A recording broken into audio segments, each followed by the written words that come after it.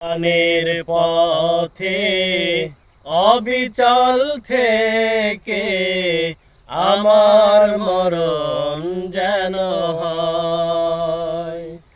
ঈমানের পথে অবিচল থেকে আমার মরণ যেন হয়।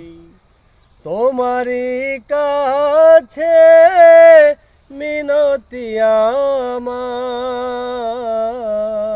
তোমারই কাছে মিনতি আমার, মহামহিম দয়াময়।